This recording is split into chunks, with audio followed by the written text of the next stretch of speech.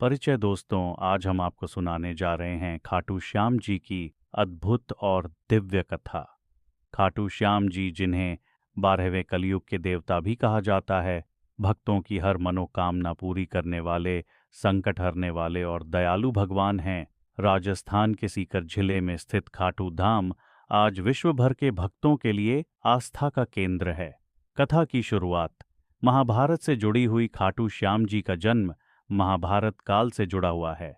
महाभारत युद्ध से पहले पांडवों की माता कुंती ने भगवान सूर्य, यम, इंद्र और वायुदेव की कृपा से पुत्र प्राप्त किए थे। इसी क्रम में उन्होंने पांडु की अनुमति से देवी दुर्गा की आराधना की और दुर्गा माँ ने आशीर्वाद दिया कि एक महान, बलवान और पराक्रमी पुत्र जन्म लेगा। इस प्रकार कुंती और दानवंशी महाबली बर्बरीक का जन्म हुआ। बर्बरीक की माता का नाम मोरिवी था और पिता घाटोत्कच भीम और हिडिंबा के पुत्र थे। बर्बरीक का पराक्रम। बर्बरीक बचपन से ही पराक्रमी और वीर योद्धा थे। उन्होंने भगवान शिव की कठोर तपस्या की और उनसे 3 अजेय बाण, तीर प्राप्त किए। इसी कारण उनका नाम पड़ा 3 बाणधारी। पहला बाण दुश्मनों को चिह्नित करता, दूसरा बाण उनका नाश कर देता, तीसरा बाण यदि चाहें तो सब कुछ वापस लौटा देता। इन बाणों के कारण बर्बरीक को कोई भी युद्ध में पराजित नहीं कर सकता था। महाभारत युद्ध का प्रसंग। जब महाभारत का महायुद्ध शुरू होने वाला था तो बर्बरीक भी युद्धभूमि में जाने लगे। उनकी माता ने उनसे वचन लिया था कि वे कमजोर पक्ष की ओर से लड़ेंगे। श्री कृष्ण ने वेश बदलकर बर्बरीक से मुलाकात की और उनसे युद्ध नीति के बारे में पूछा। बर्बरीक ने कहा, मैं हमेशा उस पक्ष में खड़ा होऊंगा जो कमजोर होगा। यदि कौरव मजबूत होंगे तो पांडवों का साथ दूंगा और अगर पांडव मजबूत होंगे तो कौरवों का।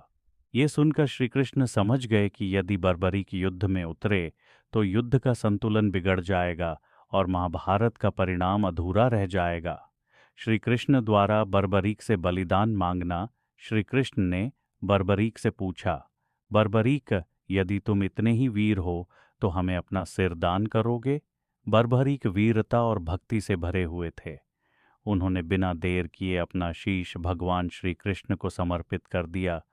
श्री कृष्ण ने उनके शीश को युद्धभूमि में ऊंचाई पर रख दिया ताकि वे संपूर्ण महाभारत युद्ध का साक्षी बन सके। श्री कृष्ण का आशीर्वाद। युद्ध के बाद पांडवों ने विजय प्राप्त की। तब चर्चा हुई कि इस विजय का श्रेय किसे दिया जाए। सभी ने अलग अलग उत्तर दिए, पर जब बर्बरीक के शीश से पूछा गया तो उन्होंने कहा, मैंने युद्धभूमि में देखा कि हर जगह केवल श्री कृष्ण ही थे। कहीं वे अर्जुन के रथ को चला रहे थे, कहीं वे भीम को शक्ति दे रहे थे, कहीं वे दुर्योधन को मोहित कर रहे थे। असली विजय श्री कृष्ण की ही है। बर्बरीक की भक्ति और बलिदान से प्रसन्न होकर श्री कृष्ण ने वरदान दिया, कलयुग में तुम्हें श्याम नाम से पूजा जाएगा। जो भक्त तुम्हें सच्चे मन से पुकारेगा उसकी हर मनोकामना पूरी होगी। तुम मेरे ही अवतार माने जाओगे। खाटू श्याम जी का प्रकट होना। कथा के अनुसार महाभारत युद्ध के बाद बर्बरीक का शीश नीलगंगा नदी में प्रवाहित कर दिया गया। कई वर्षों बाद वह शीश राजस्थान के खाटू नगर में प्रकट हुआ। स्थानीय लोग जब कुएं से जल निकाल रहे थे तो अचानक शीश उसमें प्रकट हो गया।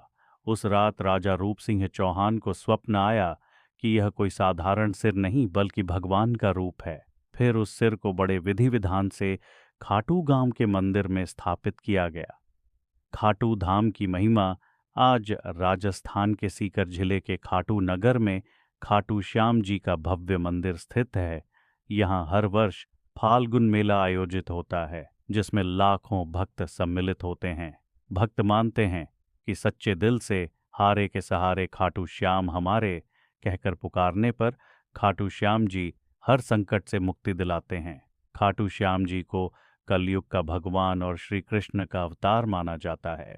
संदेश। खाटू श्याम जी की यह कथा हमें सिखाती है कि सच्ची भक्ति और बलिदान कभी व्यर्थ नहीं जाते। भक्त अगर सच्चे मन से प्रार्थना करें तो भगवान अवश्य उनकी सुनते हैं।